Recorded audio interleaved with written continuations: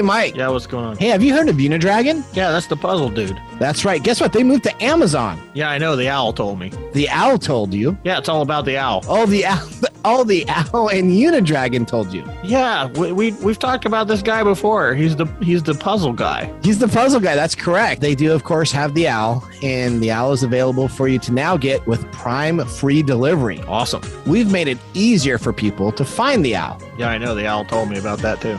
The owl did. What did the owl tell you? He told me to go on to the TechTime Radio website /sponsors. Wow, the owl is just telling you everything. That's correct. If you go to techtimeradio.com /sponsors, you see our sponsor right there, and it's got a link so you can immediately click and purchase Unidragon off of Amazon. Don't get fooled by fake puzzle people out there trying to sell you imitation puzzles. Go and find the brand you can trust, Unidragon.com. And again, go to techtimeradio.com /sponsors, because the owl will tell you no place better to buy it than with the TechTime Radio code. Yeah, there's 3 sizes. TheForgivenPodcast.com. Prepare yourself for a forgiveness experience. The Forgiven Podcast retells Bible scandals in a more modern setting, focusing on forgiveness in a council culture. This series will touch on forgiveness by dramatizing some of the most scandalous stories in the Bible. Look at stories of David and Bathsheba, Joseph and his brother, Joseph and Potiphar's wife, and of course, Samson and Delilah, presented in a modern-day audio drama. Tune in to hear these stories, unlike you've ever heard them before. The season has already started, and it features 7 scripted episodes followed by bonus episodes, including readings, sermonettes, and gospel music. Listen 7 days a week for 7 weeks for a forgiveness experience. TheForgivenPodcast.com. Prepare yourself for a forgiveness experience. And remember, you too can be forgiven. We would like to thank Podcorn for sponsoring this episode of TechTime Radio. Explore sponsorship opportunities and start monetizing your podcast by signing up at podcorn.com /podcasters. Let me tell you about Podcorn. Podcorn is an absolute must for any podcaster starting out. Now, when we started out TechTime Radio, we started out in a back office with a couple of mics. We expanded to a studio, and then now, as you can see, we're on the radio and have distribution into other markets. Having the ability to have Podcorn at the start of our podcast would have been a dream come true. Guess what? With Podcorn, you now have the amazing opportunity for podcasts to receive sponsorship, such as host reads, interview segments, and topical discussions. With Podcorn, there's no middleman. Podcasters of all sizes can browse and choose opportunities right on their platform, set their own rates, and collaborate with brands directly without exclusivities. You never give up the rights of your podcast in Podcorn, and they're here to support you everywhere possible. Visit podcorn.com. Again, that's podcorn.com. Podcorn is a true success for those starting their podcast dreams. Coming to you from the shores of the Pacific Northwest. Keeping you up to date on technology while enjoying a little whiskey on the side. With leading-edge topics, along with special guests, to navigate technology in a segmented, stylized radio program. The information that will make you go,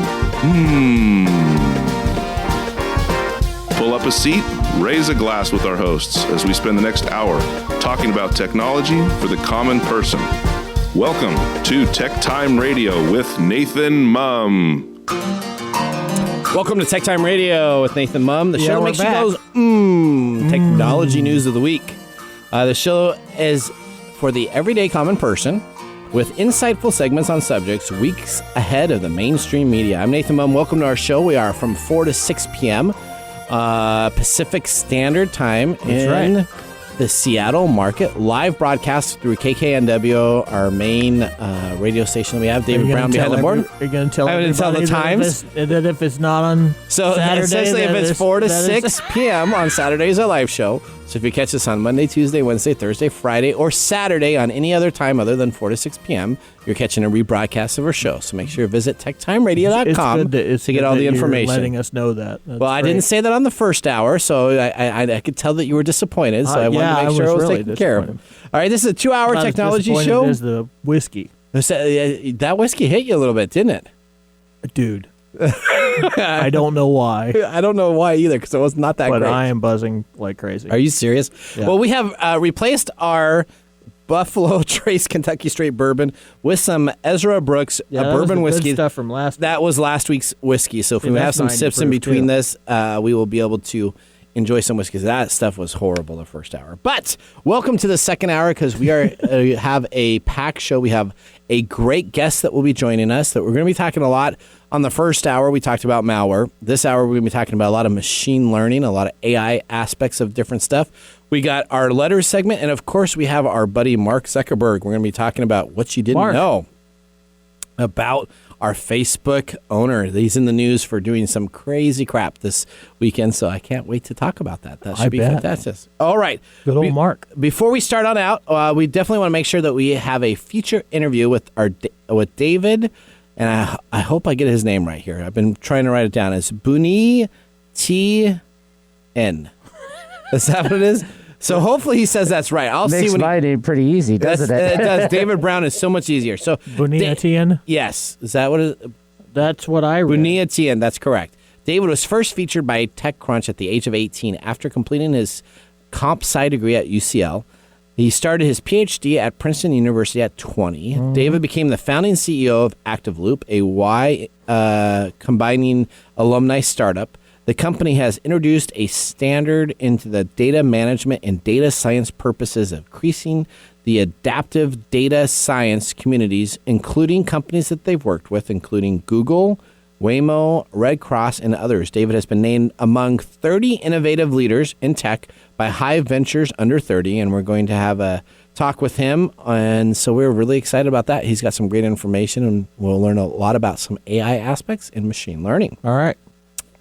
Welcome to our 2 hours. As we start out this out, we always start with we thank our sponsors at The Love Shack, who we work with also as I think we're kind of, I wouldn't say we're partners, but I'd say that we are co-collaborators here at KKNW. We really work with the KKNW, other radio stations across the board to see if we can do different aspects. Yeah, we help each other out. Yeah, we do. So it's all kind of a great family, and we appreciate everybody here at KKNW. And we're going to ask our conversational card question, and it is, what is the most misunderstood aspect about you? And Mike, you're up. David, you're up. And I'm up. What is the most misunderstood thing about me? Yep. My brain. Your brain. Okay, explain that to me. I don't know how to explain that to you. So people just think that you have a big brain? Because I'm as well read as I am. Okay. I don't know. Okay. Eloquent, maybe? You're eloquent? Yeah. I'm not really eloquent today, but yeah. No, so I have heard the people, since you're in the psychology field type of deal. People tend to think that I am running around analyzing and judging them, which I am, but I'm not doing it to be mean or anything. It's just a part of your prospect. So it's misunderstood. So you're really not judging people. You're just interacting with them at a different level because that's what you're familiar with. Right. Okay. Yeah. Thank you for. Come on. We hang. So what people don't realize is Mike and I hang out quite a bit. I mean, we play video games together. We do a bunch of stuff together. So Mike and I wouldn't say that. I would say we're very good acquaintances and friends. Mm-hmm. And so we there's a lot of aspects that we talk about specifically with the radio show. There's a lot of pre-production work that goes on. There's commercial over every one of those Hey Mike commercials. That takes us about 30 minutes to do. It does. One commercial. What? It's a 30-second or 1 minute commercial. Yeah, 30-second to 1 minute commercial. It takes us about 30 minutes to do each one. Yeah. And that's because we really want to get it right. We want to get it so that it's smooth. And then we have a lot of commentators in between of each of those things. I think you just blew that, but yeah. Right? So it's a great time. We were like, okay, how do we say this better? What do we want to say? And so most of it's organically created. So we spent a lot of time. All right, David Brown, you're up. What's the most misunderstood thing about you? Are you sure I cannot plead the fifth on this one? No, you can't weasel out of this. I try. Oh, I just have to keep it basic. Sense of humor. Or people think I don't have one, and actually I do, but it just never comes out hardly. I keep it pretty much bottled up most of the time. He really doesn't. No, he has a sense of humor. What are you talking about? No, that's true. He's cracking humor. He's giving us some really good salutes every once in a while. He does. So David's on top of this. So we've been doing this now for 7 months, and David's really a part of our show, and that's right. He's great about that. I'd say last hour he drove a really big bus right over both of us. He just snarked on us all about what we were doing. And I went ahead and parked it, during the top of the hour there. Okay, all right. He didn't just run over us. He backed up. So my most misunderstood aspect is that a lot of people always think, so whenever I do a business deal, I'm normally always the bad guy, the bad cop, right? You have the good cop and the bad cop. What people don't understand is most of the time I'm the good cop, but I have just set somebody else up to be that good cop, so I can come onto a meeting and deal and be, I don't think we should do this, or I don't need, and then the other person can say, well, you know what, we could do this, this, this, and this, and I'm like, oh, okay, that's great. And so really misunderstood is a lot of times in business meetings, people will be like, Nathan's always so negative, he doesn't want to take any of this information, when really I'm the one that's worked behind the scenes to say, yeah, let's do this and let's continue on. So I like being the bad guy. Why don't you get on the couch here and let's talk about it? Let's talk about that. Should I talk about it? Yeah, maybe we talk about it at our post-production dinner. Yeah, Maybe we'll talk about it. Okay. We'll talk about that. All right. Well, so that's what we got. Now we need to move into our first segment. If you have a question, we had a caller that called in the first question. This is going to be specifically about AI and machine learning. You absolutely could be a part of the show. Call us at 425-373-5527 or 1-888-298-5569, which is KKNW. So it's 1-888-298-KKNW. If you have a question regarding machine learning or AI, David will get you on the air and we can ask our expert that's going to be coming on up in our Ask the Expert segment. But now we need to move into Letters. Our favorite segment called Letters. Letters, we get letters. We get stacks and stacks of letters. Oh, letters, we get letters. And the letters all have songs. I love that segment. This is becoming my favorite segment. That's my favorite. Yeah, this is my favorite segment. that takes so much time to actually find that little clip on YouTube and then take it and do a bunch of stuff to There it. you go. You did a good job. All right, here we go. First thing I have an e-fax. Please consider the environment and print this email as absolutely necessary. Please just click on the link. So first thing it says is to save the environment, let's not take care of this. All right, it's coming from ms.docs at 80340 newhorizonpr.com. So I must trust that that would be New Horizons would be the e-fax attachment. It was a scan document. If I click on this comes across as a PDF, right? Yeah, it comes across as a PDF here. So it comes across as an e-fax. Here's the actual printout. I'll just put it up there on the camera too. You can take a look at it. It comes on out e-fax. Essentially, I click on this link, and it's going to ask me to put in a username and password. Now, no matter what I put in, it makes no difference. It's going to download a PDF file, which is not really a PDF file, but it says .pdf extension of a software. Is this an executable file? This is an executable file that will load malware, as we talked about in our previous hour. If you want to go back and watch that, you can take care of it. It will load a malware on my machine itself that will change my browser. It will actually start tracking all of the information I put in on that new browser information, so it can continue to learn more stuff about me, and it will create a information path to attack me later. So this is a two-step process, it sounds like. You have to click on the link, and then you have to enter a it's going to ask me a username and password. No matter what I put in, it's going to accept it. So it makes me think like I'm putting in a password. And so it doesn't matter if it's trying to clone another website or not. It's just making me feel like I'm trying to be secure in what it goes on. And then it will send me a PDF extension, so that'll be an extension for software. So the second step is I have to click on that PDF and open that PDF, right? That's correct. And so they're trying to create trust because I typed in my username and password that I think is legit, right? Okay. So I'm like, that's a good point. So they're trying to create trust by having you type in your name and password and accepting it no matter what I would do, and then load a file on it. So do not do that. Bad. Okay, next letter, we have Fidelity Life cares about me, but too bad Fidelity Life is sending me an email from neworders@tennisexpress.com. So wow. So I don't know. Not at newlife.com? Well, I don't know. Fidelity Life is not, I don't think neworders@tennisexpress.com, but welcome to Fidelity Life offer. We have an offer to save you on your life insurance. Don't pay any more.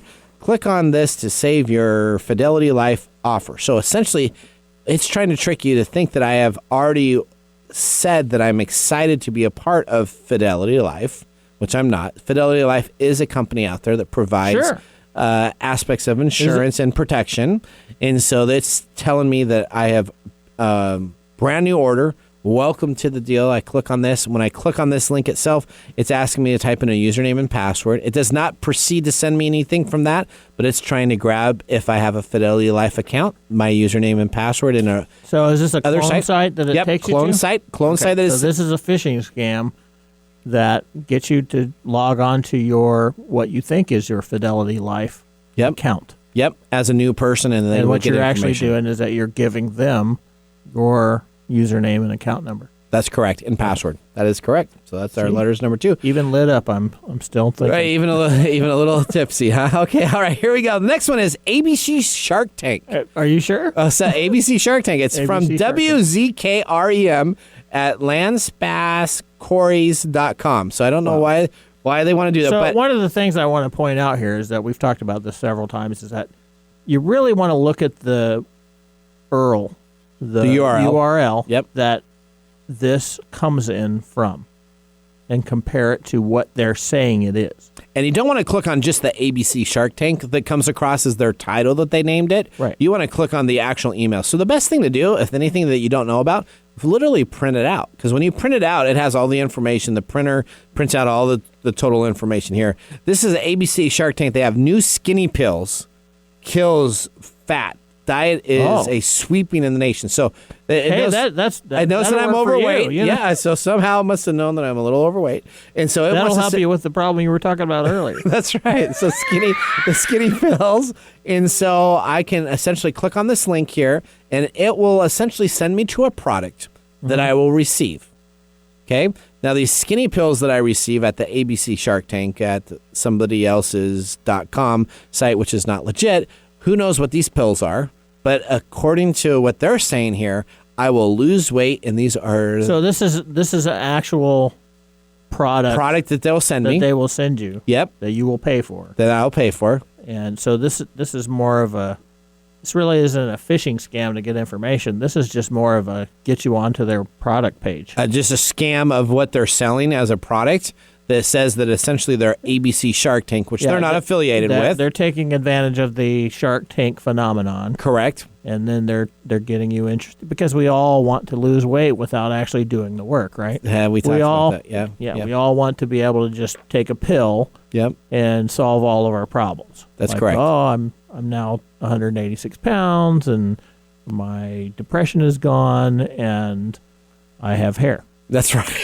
So if you find out that pill right there you're talking about. That's the pill that I want. That's the pill we also talk about. All right, one last deal, and then we're going to move on to our next segment. I have, there's so many good ones here. I just, I like print out. There's so many estimate. We talked about, okay, we'll continue. Yeah, we'll continue on this right here. So I have an email from the compliance committee. Oh, compliance. Compliance, your estimated tax overpayment. Oh, we kind of talked about this a couple weeks ago, but this is a little bit of a different deal. So this is a compliance, and this is sent on behalf of Diversified Information at compliance@diversifiedfssp.com. Wow. Yeah, so they have at least diversified in there. Mm-hmm. Your estimated tax payment you made was too much. We talked about this before. Whatever it was, the guess was too high. One of the biggest problems in this country is that small business owners believe their accountant is saving them money on taxes, and they're not. We're here to help. Oh, wow. Okay. They're taking advantage of all kinds of stuff. So they're saying that your accountant screwed up on your taxes. Yep. Please contact us and reach us immediately. We'll return your compliance result for you. All we need to have is your information from your multi-year taxes, your identities, deductions, phase-outs, credits, individual information, sole proprietorship memberships, corporation override deductions, and all taxable items regarding your account. Is that all they need? That's all they need. Oh, wow. To help improve and make sure you get the money back from your taxes. Yeah, listen to the word compliance. That's a big behavioral keyword right there. Compliance. Is it? Yeah. So I want to be in compliance. So I want to be in compliance. As soon as you hear that word, a lot of things are probably going through your head. Oh no, I messed up, or oh no, the IRS is coming to get me, or oh, oh, they made a mistake. That's correct. And that's what we want to hear. We want to hear they made a mistake. So that my account supposedly makes a mistake. I send them all this information. They know everything about me. They have all my books and all my bank account information, and then they go to town on that. So, Yeah. So And if I send them all that work, that's a lot of time and effort. it's also called a presupposition, Okay. right? So if I say I'm from the compliance department and stuff like that, I'm already telling you that you need to comply with me Because you did something wrong. because something happened and I'm helping you. And now when you send me this information, you comply with what I'm asking. Let me just tell you, Miss Beaton, my CPA, she does a great job on that. And any email I get, I'm not going to listen to and give them the That's information. right. So Just pay attention. to I what's do going have to on. drive out in the middle of no man's land in Arlington to go to her to get signatures and stuff on what needs to be done. But You're it's fine. well worth it Don't for get me her. started about my email. I hate my email. There you go. All right, that ends our segment. We're going to go to the commercial break. When we come on back, we are very excited to have an exclusive interview with the major AI and machine learning expert thought leader of the world. So make sure you join us after this break. Hey, honey, did you hear what I heard? What's up, babe? I heard Mike over there at TechTime Radio. He's like battling he's in the like that the swimming with the sharks in that singles arena, if you will. You know? Oh, bless his heart. And I also heard, like you did, that maybe things aren't going so great. You know what he needs, babe? I think he needs to spend a little time in Love Shack. Yeah, Love Shack. The Love Shack that airs every Thursday at 1 p.m. PST on KKNW 1150. Come on, Mike. Come on over and join us. We got you.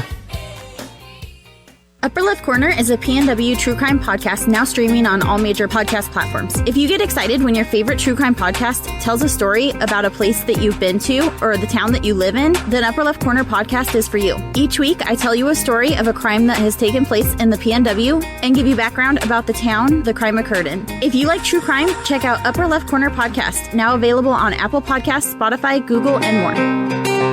Ace Hardware is a helpful place with prompt, friendly service, knowledge, and the little things that make a big difference. Service. Selection. Advice. Community involvement. Competitive prices. Convenience. Located near you. And the things you need, such as house keys, lawn and garden, plumbing, electrical, hardware, grills, outdoor living supplies, and even nuts and bolts. When you visit Ace Hardware, you'll be greeted at the door and given the help you need. So come visit us at Ace Hardware in Evergreen Way in Everett, Lake Stevens, and now Stanley. Ace is the place with the helpful hardware, folks.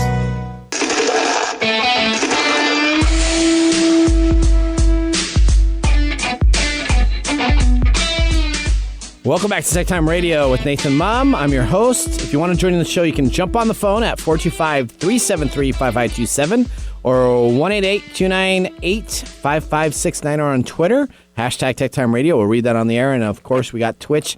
You know what I like about Twitch? What? Best thing about Twitch is that little hammer. Have you? I regularly hammer the screen. You hammer the screen? Yeah. So if you go to our twitch.tv/TechTime Radio, you can hammer on the screen itself. And so we got a couple new little Twitch items that are available there. McSherry's a great part in what we do.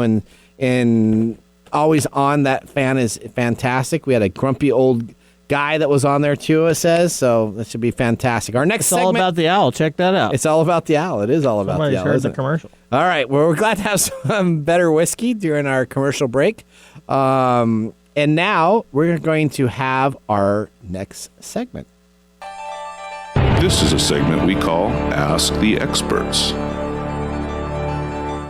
All right, we have David joining us on the lines. We got David Buniatyan. Buniatyan. Hopefully, I did not butcher that. We'll see. David will tell us if we butchered it. He's the founding CEO of Activeloop. His company has introduced a new standard to store and manage data for data science purposes, and it's increasingly being adapted for the data science community, including companies like Google, Waymo, Red Cross, and others. David has been named among 30 innovator leaders in tech by Hive Ventures Under 30. We are bringing David onto the show now. So we're going to start out. First off, David, welcome to the show. Welcome to TechTime Radio. Hopefully you've had a little whiskey on your side of your day, and thank you for joining us. Thank you very much for having me. You almost perfectly pronounced my surname. It's Buniatyan, and I'm very excited to be here. Way to go! Perfect. See, you worked hard on that. I was working hard on this. Let me tell you, I of all the things I've done for studying for tests, I was working on your last name as much as I could. So thank you very much. He's got it phonetically written out on one of his sheets. I do, and so I have it written on a bunch of different sheets. So that's great. Thank you very much for joining us. So tell us first off, where are you joining us from? I'm based in San Francisco. San Francisco. Okay, in the Bay. So he's on Pacific time. Thank goodness. Because sometimes we have people from South Africa join us, and they'll join us at like 2 a.m. And that's so, right. So it's all over. So at least you're in the same time zone. It's 5:28 where you're at, so we can start drinking a little earlier instead of 7 o'clock or 8 o'clock, whatever it is. But first, tell me a little bit about your background in technology. Before we talk about your company and some other questions we have, tell us, how did you get started in technology? A little bit about your background and what motivates you and what drives you. Well, I'm originally from Armenia. I started coding when I was in high school, and I got very, very excited building animations and creating these virtual worlds. I was fascinated by Pixar and the animations they create, and I always wanted to work for them. And that's how I started learning about coding, about building these 3D worlds, and then building games. And I got into my university in London, where I started studying computer science. Though, the name of the university is called UCL, so I also applied to UCLA Animation School, which I got waitlisted. And unfortunately, or maybe fortunately, I went to study a computer science degree there. And after graduating there, I got into Princeton to start my PhD program in computer vision or machine vision. And when I got into the Princeton program, my advisor who accepted me, and he was supposed to be my advisor, he actually left to Bay Area to start his own self-driving car company. So I had to find another advisor, and I fortunately got into a neuroscience lab where I started learning about brains, about how the field is called itself is connectomics, and the goal is to try to reconstruct the connectivity of neurons inside a brain. And after 2 years from the middle, I decided I want to start a company and move to Bay Area into Y Combinator, which is a tech accelerator that helps companies to start and focus on the innovation and building technology. That's just like a brief background, a nutshell about myself. But I'm happy to get into the details. Perfect. So explain to us that are so David is David and I have already talked, and so David's going to try to keep the level at an everyday common person, because David could just go off, right, David? I mean, you could just talk about data science and machine learning and AI to a process that most of us would not understand except for us real tech geeks type of deal. So let's start out with the very basic level of what is artificial intelligence. I'll try my best to be to put it down in simple words as possible. Sure. So a lot of people today confuse AI with this consciousness that how people think, and that's kind of the vision or the end goal for machine learning or artificial intelligence to get there, by defined Isaac Asimov in his books the rules about robots and so on. But today when we refer, yes, exactly, when we refer it today, it's actually statistics. It's basically understanding the data and then acting upon the data in an intelligent, I'll call it a manner, or smart manner that can actually improve lives or help us to be better and more optimized and more efficient in terms of the processes that we have in daily lives. So specifically, it's normally about statistics, right? Mm-hmm. So if we take that at a simple level here, if you ever looked at the back of a baseball card, right? So all of you take a back, and if you see a batter that's hitting 257, that means out of every 10 at bats, he's getting 2.5 times that he reaches on base. If you have a baseball hitter that's hitting 300, well, then they're doing a really good. 1 out of 3 is considered very well. Right. If they're hitting 350, then they're like an all-star. So really, AI, as we talked about, it's all about taking that statistic and saying, guess what? Honus Wagner hit 300, right? So this season. So he did a very good job compared to everybody else in the baseball field that would have been out there that year, because they only hit 230. So taking those statistics and putting them in a logical process. So isn't that correct, David? Perfect. Yeah. Like just basic, like understanding, trying to guess numbers. Like you have this set of information that you collect, and then you want to predict what will going to happen next, or how like this action, how this going to impact another set of actions. And like just betting world is based on basic statistics or probability theory, and AI is just like, you can think of it as like multiple levels. If you combine multiple statistics or basic thinking, then you get into more complicated functions, and those functions actually represent today's AI, but they are no way near about like the real artificial intelligence or consciousness when we think about them. That's correct. All right, so David, so you said you were interested in Pixar. So I love Pixar, right? Pixar Toy Story was like still probably like one of my fave movies, right? So I like Pixar. You were going to be into animation. I love Walt Disney and what he did for animation back at the very beginning of the 50s, 60s, and 70s. He used to lead into different areas. But let me talk about specifically what motivated you as a young child to now be in charge of a company that specifically takes data, parses it out for other companies to provide logic on it. What type of background and childhood did you have that enabled you to now be what you're doing today? That's a very insightful question, and it's difficult to backtrack. Say like 15 years ago, I don't know, I've seen this movie, or I was walking on the street and it turned out to me. I think a lot of things came from my parents, my family, my friends, and culture as well. And more interestingly, I think when I was doing coding in our high school, it's like the programming itself was very competitive and everyone was very good. And I liked to do something else or something different and didn't wanted to become a programmer or a computer scientist. And what I learned so far when I was doing my PhD at Princeton is that there are a lot of fundamental problems that are not yet perfectly solved in computer science in general. And there's so much room for improvement and efficiency gains. And the problems that we were dealing with actually, like one example is like I was fascinated to learn about is that, let's say we are in 21st century, we have this high-speed internet, we are like having a podcast now over the internet. And then let's say you have this massive amount of data, which is around petabyte, or you can think of it as like 1,000 times of terabyte, which is like an average computer size of storage you can have. Like moving it from San Francisco, let's say, to Seattle, or moving from here to New York, it's much cheaper and more efficient is to hire a truck and bring it and plug this data, physically load this data into the truck, and then move this truck to the another city rather than actually stream over the internet, because the whole infrastructure is like it's just we are like totally like we think that we are in 21st century and all is great, but so many things that yet need to be done. Yeah, that's correct. All right. So what important life decision have you had to come up with that specifically has impacted your company, the decisions you've made to essentially do AI and machine learning as your trade of service?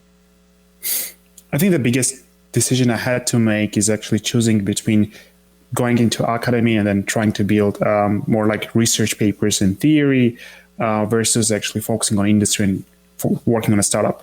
And I had this choice in front of me in 2018 when I asked my advisor at Princeton, and like, what should I do?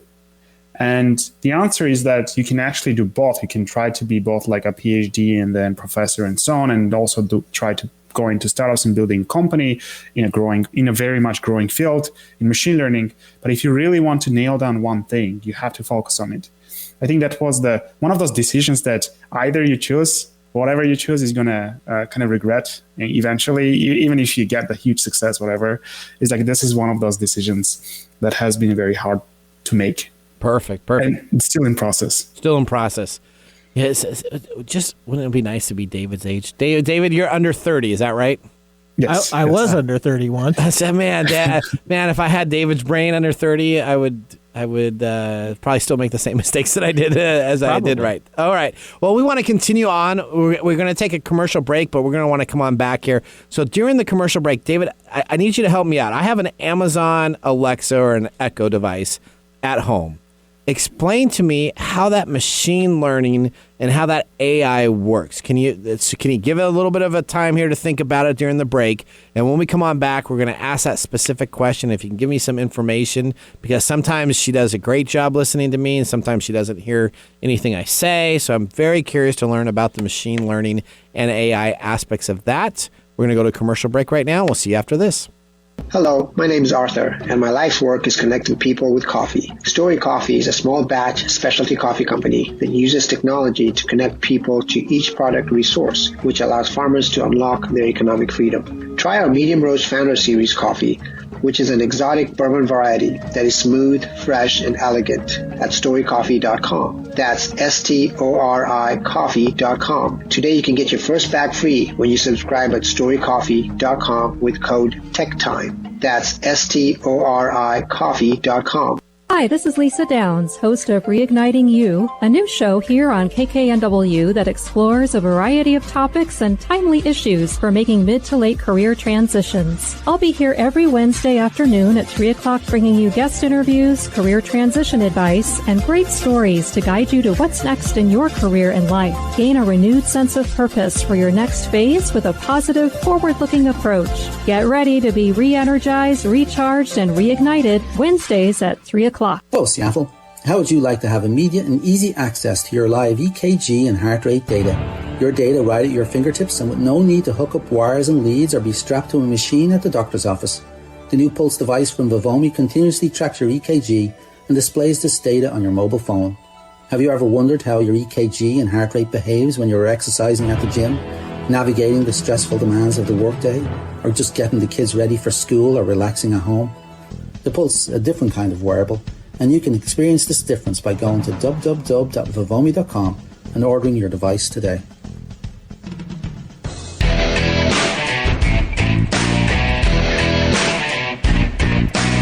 Welcome back to TechTime Radio. I'm your host, Nathan Mumm. We got Mike Corday here and David Brown in the studios for our 2-hour show. This is hour 2 that we have underneath here. Welcome back. We have David Buniatyan. Yes, joining us, specifically talking about AI and machine learning. So when we went to break, I had a question there, but I think... I have a question. But Mike... I have a question about this. Is more along the philosophical side of the question is, why do you think you as a computer scientist or we as a species want to create something that eventually has a consciousness?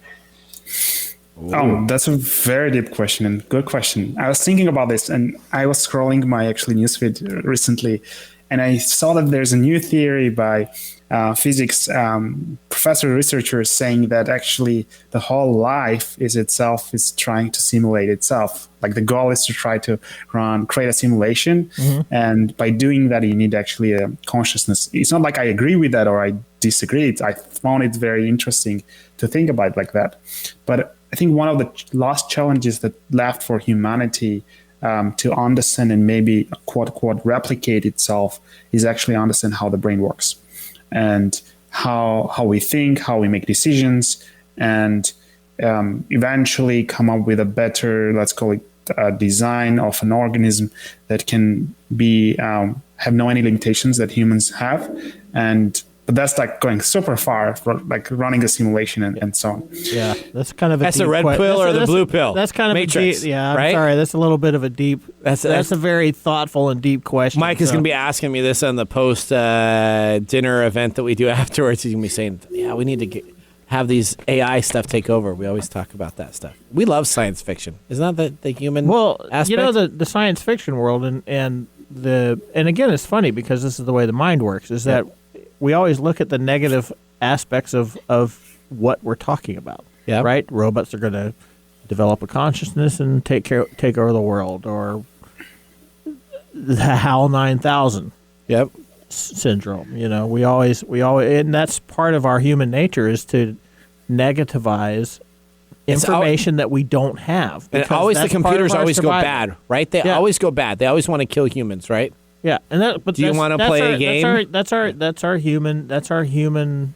thing. When we lack information, we fill in the gap usually with negative information because it creates for us a survival response. So it's a very interesting, complex discussion to talk about why we as a culture or as a species would want to create something that has consciousness. That's right. Yeah. And what that consciousness will look like. What's your take, Mike? That's a very deep. Yeah, that's a great question. Back at you. That's a very long question. Well, let's see what. So, in short words, turn the tables on you. Well, the fact of the matter is that there are things that we are. This is incredibly important for things like space travel and medicine, things like that. I'm not sure it's really very effective in fast food restaurants, but hey, McDonald's is still doing it, though, right? McDonald's is They got still that doing AI so that you can order it in a minute and a half instead of 3 minutes. But this is like what we're going to go into this thing about the Alexa thing. When I drive up to a McDonald's that is completely automatic and I start asking it questions and like, hey, I want a Big Mac, and it says, oh, you want a large fry? No. Well, I think they're getting better at that now. I don't think they'll say that anymore. That would be very funny. All right. And how, we just saw an article at how Waymo self-driving cars got really confused about cones on the road. So it's this really interesting process of trial and error. All right. So, David, help me out here. Amazon, Alexa, and Echo, how does it work in the background? Tell me just the basics of AI and some of the machine learning aspects. Sometimes it understands exactly what I'm asking for, and sometimes it's got no clue. So how would that sometimes work and not always work? It's basically a state machine. So you give some input, you do some requests, and then does some processing, and then you get back to the output of the result, like any program works. But more specifically here, when you say something, there are a couple steps in between, like kind of a pipeline where it takes your audio, translates or transcribes into a text, and then give this text into this text processing machine, which runs a bunch of queries, tries to look for in the internet what kind of answer it can get, maybe apply some machine learning model as well to process the data, and then come up with the outcome or the answer that either has been predefined or it doesn't find anything there. Then it says that, hey, can you please repeat again, or can you actually choose one of those options for this? It's a very kind of mechanical process as of now, but then they're trying and working towards more generalized or approach where it can process and query any kind of a information input. And likely when you ask something, it gets into this, call it a black hole area that they haven't yet predefined. And then you process, then basically Alexa doesn't have any answer for it. But for those ones that they have already predefined or thought, or this like in the space that have been considered by the designers, then it processes very well. All right. So what's the difference between AI and machine learning? So anytime I see anything that's printed out there, it's always AI-ML, right? So they somehow seem to try to have AI and machine learning encompassed together, but is there a difference between the two? What's the difference, if there is a difference, between AI and machine learning? I think the word AI itself is wrongly used those days. And when people say AI, they actually mean machine learning or machine vision, machine thinking, or maybe, as I mentioned, like just advanced version of statistics. And would have been much, much better to keep the word AI itself is for future use for consciousness. Like let's say when we will have good models for understanding how the consciousness work, then we can apply there. Oh, there's like a really AI, because people say, hey, let's say if you can play chess better than a human, the best human player, then it will be an AI. And then we build a system that actually works better, but actually nobody calls this AI. It's just another machine learning, let's say, model. And then the same people say is like, hey, once you get the Go, like the game Go, you can beat the best human player. Go is a very difficult challenge. Then you get then you'll have artificial intelligence, and that's the case has been as well. They build Go, and we never call this. Once we reach that goal or we pass the threshold, we never call it AI again anymore. It's just a model or machine learning model that does the job. I feel like the AI itself is the end vision, but currently people, and including researchers as well, they use the word AI ML interchangeably. That makes sense. The terminology is that's the same like we had with malware and viruses. Like viruses are different than malware. These are all labels that we need to identify what we're trying to conceptualize. Yeah, and we just use jargon and technical jargon that we just blur together with many different terms, and so they mean one thing specifically on purpose, but people use them in a generic way to mean many different things. That's why that's the media influence, too, because if you remember, there's a movie by Steven Spielberg, this AI, and it's about the robot kid. It's basically about Pinocchio. Yep. And I love that movie. I loved that movie when I was a kid. I think that movie affected me. Once you said that, it just kind of backtracked. Mine was Short Circuit. Short Circuit. Yeah, Short Circuit was a really great movie. But AI was a really great movie. It was really sort of underappreciated, but it's a very interesting take on the Pinocchio / technological side of our drive for creating consciousness. Yep. All right, so let's ask you, what are the top 3 trends to look out for right now in artificial intelligence and machine learning? So if we're looking for those, what is hitting your company? What are you seeing in the area that we as consumers and standard everyday people can take a look at for the top 3 trends of what's going to happen in AI and machine learning space? So the 3 of them are going to be about the data, not about AI and ML, but it's very interrelated. The first one is like the kind of privacy-based machine learning, or you can also call it federated learning, where the data stays with the customer or consumer. It never gets into let's say centralized location where you can run currently everything is centralized, but your data could be stored on your personalized device. And then you can train a model that learns from each of the consumers, but keeps your data private and never shared across multiple users. And I feel that's one of the important things that as machine learning folks, we should kind of respect the privacy of each consumer and each the data holder or data owner. But at the same time, giving the personalization and the capabilities of machine learning, the benefits they can get while using it. Okay. The second any questions there? Nope, got that one. And the second one is about being more data-centric than model-centric. So I think over the past 5 years, there was a lot of development, especially in this field called deep learning, where a bunch of researchers started applying these so-called artificial neural networks to try to get a lot of different models that can do computer vision, they can do natural language processing, they can do audio or video understanding. And we have been, as a community, focused mostly on the models. But what I see the recent trend is going into becoming a data-centric, because eventually what those models are, they are just you can think of them as black box. Whatever input they take, that is the output they traverse. So if you give a bad input, then you're going to get a bad model as well. So garbage in, garbage out. Yep. Exactly. Okay. And the third? And the third one is what we are focused on and very excited about is actually the field called Data 2.0. And what we call it by Data 2.0 is this whole notion is that today 90% of the data that generated is in unstructured form. So they have this structured data or tabular data, or you can think of it as Excel type of a data, which data analysts, they work pretty well, and they have a lot of tools, a lot of cool companies like Databricks or Snowflake focused on the structured world or semi-structured world. But if you look into today's, you have 5G, you have all this, let's say, video security cameras, you have all these IoT devices that are everywhere, and they collect a lot of unstructured data. And the way we store them and with the way we process them is actually that has been done 20 or 30 years ago. Data scientists, they work with the data as if they had no any database. They work with files, and it's very inefficient. The same applies to consumers as well. Let's say you take your phone, take 100 images, you went to some park with friends, and you want to send those images to your friends. It took 100 images, which is a small amount of data, just 100 megabytes. It takes ages to transfer this to a friend.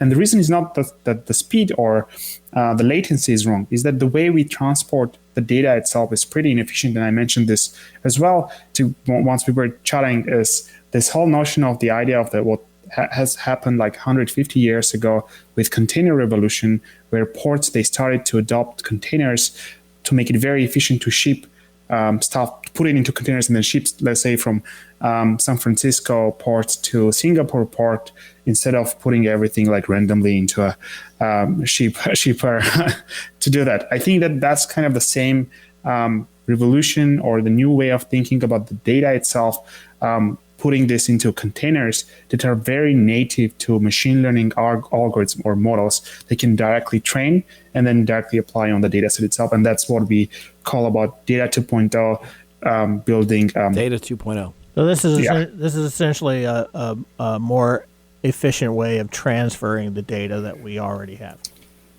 And storing them, I think, for especially for machine learning purposes. All right, David, we're up against time. So how can people find out more about your company and stay connected and learn more about your AI aspects? You can go into Activeloop.ai and then see us there. We also have an open source community where we develop the software itself. It's open source, and get into our Slack channel, connect with us, and happy to get into details and share our insights. All right, David, thank you so much for joining TechTime Radio. Thanks. We appreciated you. We are going to head out to a commercial break. When we come on back, we got a little bit of what you didn't know about Mark Zuckerberg. Your business deserves the same expertise as that of a Fortune 500 company. If you need a CIO-level service, why hire a full-time staff member at $250,000 a year when you can get this on-demand service for fractions of the cost? As your CIO on demand, we'll give you the steps you need to take so as to minimize interruption to your business and profitability, and provide you and your business with training and education to prevent future attacks. To get an efficiency review for your business today, contact us at www.ee-services.com. Looking for a new way to start your mornings with current events and trending topics? Hey y'all, it's your girls Jasmine and Shantae from The Way with Jazz and Tay, your new favorite weekly morning show. Catch us every Thursday morning from 7 to 8 a.m. where we'll be bringing you fun icebreakers to kick off your morning, reviews to inform your day, and all the new music. Again, catch us, your new favorite duo, Jasmine and Shantae, every Thursday from 7 to 8 a.m. Keep up with us on Instagram at The Way Jazz and Tay and on Twitter at The Way JT. See you on Thursday. Welcome back to TechTime Radio. I'm Nathan Mumm. We got Micro Day here, and we're going to move right into our Stories You Didn't Know segment. Stories you didn't know. All right, Mark Zuckerberg is a genius. And is he? Yeah, well, he is. Okay. Hot or Not, the original Facebook application in 2003.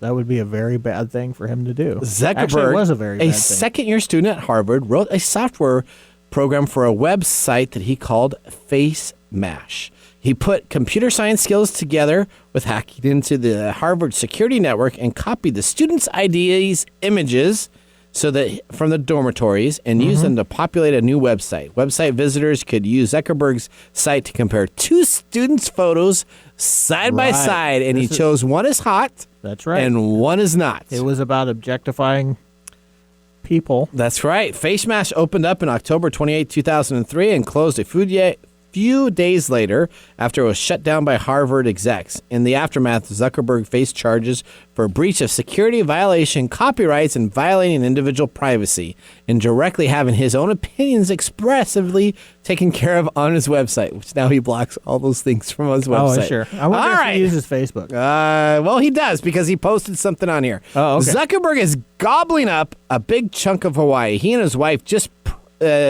purchased from a nonprofit for $53 million, a 600-acre area in Hawaii of Kauai, so that he could have more property in Hawaii. Yeah, listen to that. So he purchased it from a nonprofit. From a nonprofit. Owned it. So they own it, 600 plus acres. He already had other acreage that he had in there already, which we're going to talk about. How much of Hawaii does he now own? Well, in this area, he owns like 3%, 4% of all of Hawaii. My gosh. So a deal closed on March 19th, according to the deeds first reported by Pacific Business News, a compromise of 3 parcels, including the remote northern waterfront known as Larson's Beach. The road to the beach was not included in the sale, and it still has public access. Zuckerberg's other Hawaii property also fronts a public beach, but as the Daily Beast has reported, it's accessible only by a single lane road. So as long as I stay on that road, I won't get in trouble for trespassing? I don't think you would, yeah. You just drive up and down that. Can't wait. I'm going to go to Hawaii now. And you can camp out there, and then if you want his autograph, you can wait till he drives up the road, and there you go. When he's surfing on his hydrofoil. So here we go. So Zuckerberg purchased this. Essentially, he has had problems with the residents of the longtime Hawaiian natives who inherited the land without a former deed or will. So he decided to have several lawsuits aimed specifically at the families to enable them to compromise so that he could own the land. Wow. Now, Zuckerberg is showing off his surfing skills with a hydrofoil board. The Facebook CEO rode a hydrofoil board out on the ocean while wearing a wetsuit and helmet. Zuckerberg showed off his surfing skills and posted it on Facebook. The 37 billion-year-old said, Kay Lenny, am I doing this right? Essentially, Kay Lenny is a world champion surfer. Zuckerberg was pictured riding his foil, which is retailed for $120,000. Wow. Subtle bragging. There you go. Awesome. So the best thing if you want to do is they have a movie, The Social Network. Check that out. Yeah, that is a great story of Facebook. That's probably almost to the T of what it is itself.